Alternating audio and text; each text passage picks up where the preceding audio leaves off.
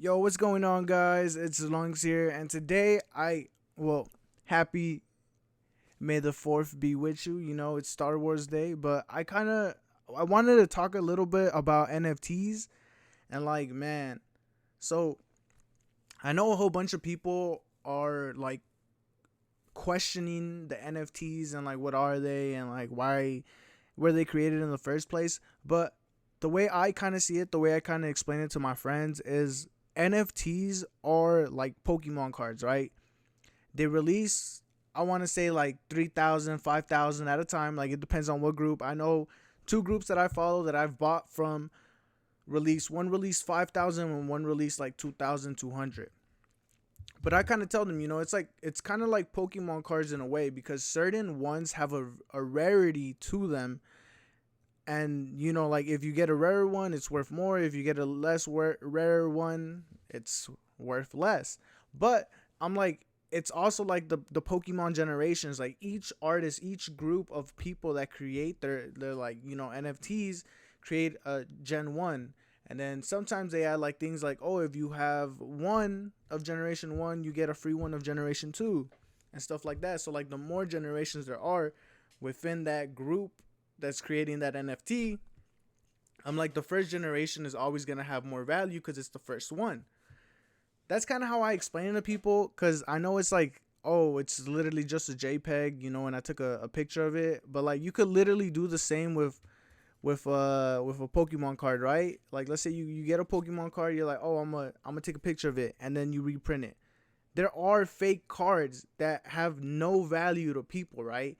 So like if you screenshot that thing, like, yeah, it's funny, I could screenshot it, but like it in the end it's not gonna have a value to it. So I kind of see it like that.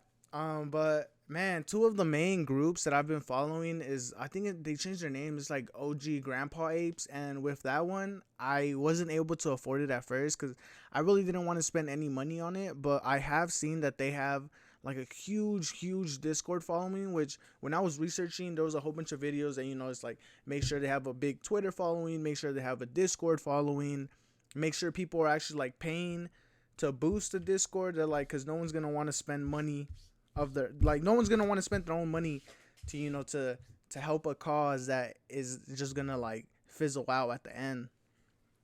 So when researching NFTs, I kind of like took that to mind. I'm like, all right, let me get one that has a big following and stuff like that. So far, luckily, I haven't spent any money on NFTs. I've won all my NFTs I've gotten, and I've won money to be able to buy the NFTs.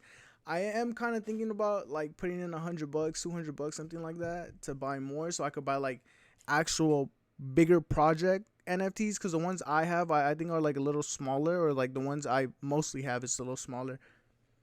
It's called Bubble Bros NFT, and man, I honestly I have them because they look so cute. I'm not even gonna lie to you, they look so adorable, and they released like their first lineup, which I have, I think, seven of them, which four of them I won from like Twitter contests. So that's why I'm like, mainly I was like, yo, this is so cool, like I'm winning NFTs.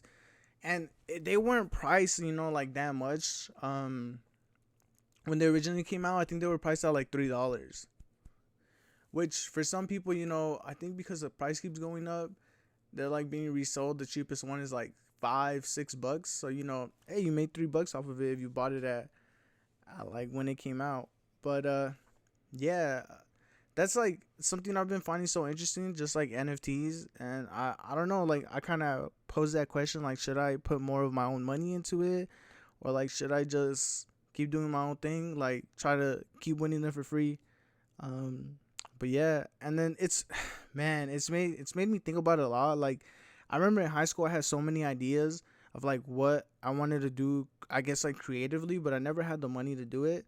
And now that I have the money to be able to put my ideas to like play, I'm like, damn, I'm like, I don't know, that's gonna be like a risky move. Like what if it doesn't plan out, you feel me? And like I know a lot of things aren't instant, but that would be a lot of money down the drain. But thank you guys for watching. If you enjoyed, please leave a like and have a good one. Goodbye.